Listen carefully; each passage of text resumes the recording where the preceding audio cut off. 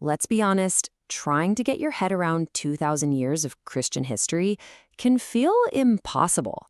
It's this enormous, sprawling story that's shaped our world, but it's also packed with contradictions. So, how on earth do we make sense of it all? Well, today we're going to explore a framework that just might help. You really can think of Christian history as a giant 2,000-year-old puzzle.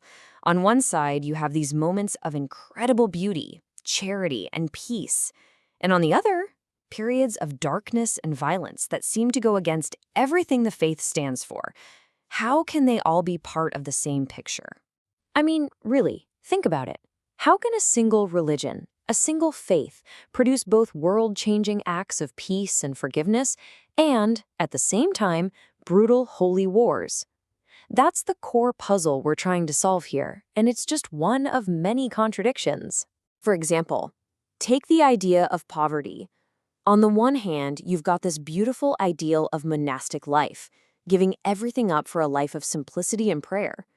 But then, on the other hand, you have the unbelievable wealth and political power of the medieval papacy. Both came from the exact same religious tradition. How does that work? Or what about this? One of the most central teachings in all of Christianity is to love your enemies. It's right there at the core. And yet, for hundreds of years, the Church was the driving force behind the Crusades, sending armies to wage war against people it labeled as enemies. The tension there is just staggering. And one more for you. The whole thing started with a pretty simple, direct message about faith and how to live. But over the centuries, that message evolved into these incredibly complex, systematic theologies, dogmas debated by academics using a kind of philosophical language almost nobody could understand. So, yeah, how do we make sense of all this? Well, it turns out there's a really powerful tool we can use. It's like putting on a special pair of glasses, a kind of historical lens that suddenly makes all these massive, confusing shifts come into focus. And this idea comes from the theologian Hans Kung. He suggested that to understand religion, we actually need to look at a totally different field, the history of science. He borrowed a concept from there to explain how these huge, fundamental changes happen over time. And that key concept is the paradigm. Now, a paradigm isn't just one idea or belief. It's the whole worldview. It's the entire constellation of assumptions, values, and ways of doing things that a community shares at a certain point in time. It's the water they swim in. The idea originally came from a historian of science named Thomas Kuhn.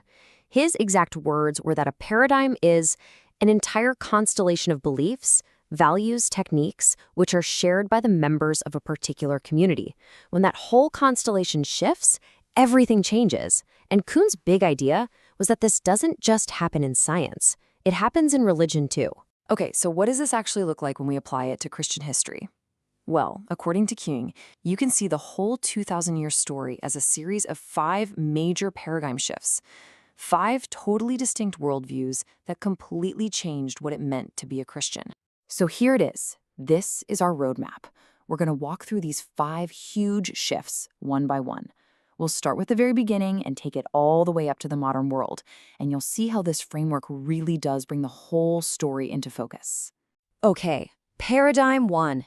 It all starts here, with what's called the Jewish apocalyptic paradigm.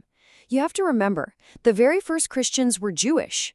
Their entire worldview was shaped by this powerful, urgent belief that the world as they knew it was about to end, and God's kingdom was coming, like right now. Everything they said and did was seen through that apocalyptic lens. But then, a huge shift happened. As Christianity spread out into the wider Roman world, it ran smack into Greek or Hellenistic culture and philosophy.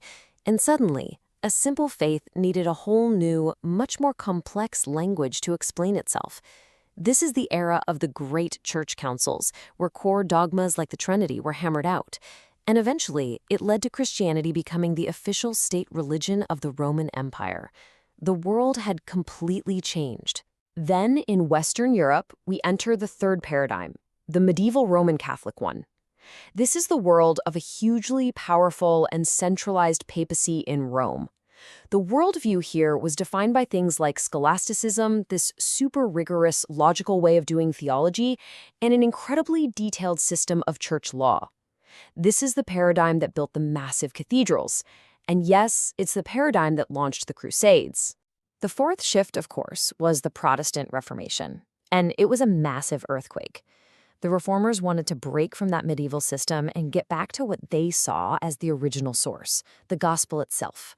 By making the Bible the ultimate authority, this new paradigm shattered the authority of the Pope and led to totally new ways of thinking about church, society, and even government. And that brings us to the fifth paradigm, the one born from the Enlightenment, modernity. This new worldview put reason, science, and individual freedom front and center. And in doing so, it threw down a massive challenge to all traditional authorities. It didn't matter if it was the Pope in Rome or the Bible in Geneva. This paradigm created the secular world that, for the most part, we're all still living in today. So, okay, we've just zipped through these 5 huge shifts in worldview, but what's the point? Why does looking at history this way actually matter for us right now? What's the real payoff? Well, it matters for a few really big reasons. First, and this is huge, it just makes a ridiculously complex story make sense. Second, it explains why Christianity is so divided today. A lot of the time, different denominations are basically still operating from within different historical paradigms. And finally, it can actually help us talk to each other because it lets us see that ideas we think are timeless were often shaped by a very specific time and place.